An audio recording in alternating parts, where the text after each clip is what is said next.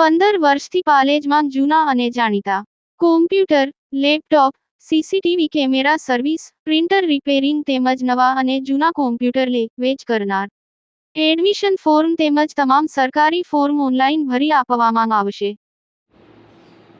આમોદ પાલિકા વિસ્તારમાં ગંદકીના સામ્રાજ્યને પગલે નગરજનોમાં રોગચાળાની ભીતિ. નગરપાલિકાના શોપિંગમાં 4 દુકાનોમાં ડીડીટી પાવડર ભરેલો સ્ટોક નગરમાં છંટકાવ ના કરતા એક્સપાયર ડેટ થઈ ગયું હોવાની લોકમુખે ચર્ચાઓ થઈ રહી છે. લાખો રૂપિયાની ખરીદી કરેલ ડીડીટી પાવડરના સ્ટોકને કોઈપણ જાતની દેખરેખ કે સેફ્ટી વગર જાણે કચરાપેટીમાં મૂક્યો હોય તેવા દ્રશ્યો જોવા મળ્યા હતા. આમોદ નગરપાલિકા તંત્રની ગંભીર બેદરકારીને લઈ આમોદ નગરના લોકો કોઈ મોટી બીમારીની રાહ જોઈ બેઠા હોય તેમ જોવા મળી રહ્યું છે. ઠેર ઠેર ગંદકીના સામ્રાજ્યને લઈ દવાખાનાઓમાં રોજ ભીડ જોવા મળી રહી છે. ખુરશી પર બેઠા અધિકારી પદાધિકારી નગરજનોની સમસ્યાને લઈ નગરજનોના પ્રશ્નનો ઉકેલ લાવવા માટે ક્યારે જાગશે? આમોદ નગરપાલિકા નગરજનોની પાયાની સુવિધા આપવામાં તદ્દન નિષ્ફળ નીવડી હોય તેમ રોજ સમાચાર પ્રકાશિત થાય છે. જ્યારે આજે કોઈ મોટી બીમારી નગરજનો માટે રાહ જોઈ બેઠી હોય તેમ નગરજનોમાં ભારે ચર્ચાનો વિષય બનવા પામ્યો છે. યાકુબ પટેલ, ભરૂચ. હાલમાં આપ જોઈ શકો છો કે આમોદ નગરપાલિકાનું જે શોપિંગ સેન્ટર આવેલું છે ત્યાં છેલ્લા ઘણા સમયથી જે અહીંયા ડીડીટી પાવડર છે, તમે અહીં જોઈ શકો છો કે 3 થી 4 દુકાનની અંદર ડીડીટી પાવડર અહીંયા આગળ પડેલો છે. એક્સપાયર ડેટ પણ થઈ ગયેલો છે. અગાઉ પણ આમોદ નગરમાં ઠેર ઠેર ખૂબ કચરો ગંદવારો હોવા છતાં આ દિન સુધી આ નગરપાલિકા તંત્ર દ્વારા કોઈ જગ્યાએ ડીડીટી પાવડરનો છંટકાવ પણ કરવામાં નથી આવ્યો.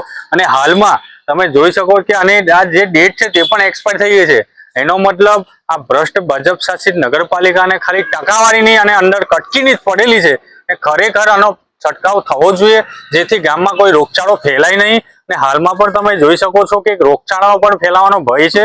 તમે આજે હોસ્પિટલમાં પણ જુઓ, દિવસે ને દિવસે લોકો મરીજ પણ બનતા જાય છે.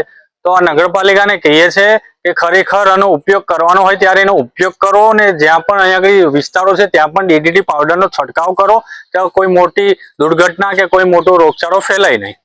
સરકાર દ્વારા લાખો કરોડો રૂપિયાના જે માલ ભરેલો છે, બરાબર છે, તે તદ્દન ખરાબ થઈ ગયો છે. તેને લઈને તમે આગળ શું વધશો?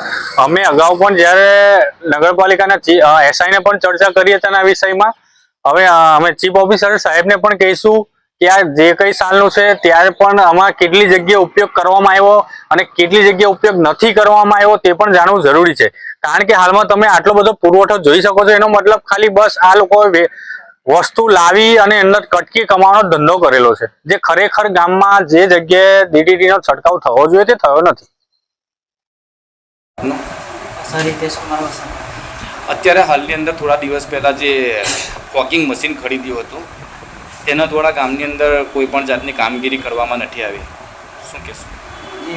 એના માટે આપણે ફોગિંગ મશીન ખરીદ્યું હતું, પરંતુ મશીનમાં યાંત્રિક ખામીના કારણે ધુમાડો નહોતો ફેંકતો અને દર 5 મિનિટે આગની ફ્લેમ ફેંકતી હતી. એના કારણે મશીન પાછું સાહેબ, ડીડીટી પાવડરના અત્યારે જર્જરિત શોપિંગની અંદર જે ઢગલા બગડી ગયા છે તે ગામની અંદર અત્યારે હાલની અંદર ઠેર ઠેર ગંદકીનું સામ્રાજ્ય છે, તો પછી તેને છંટકાવ કરવામાં કેમ નથી આવતો?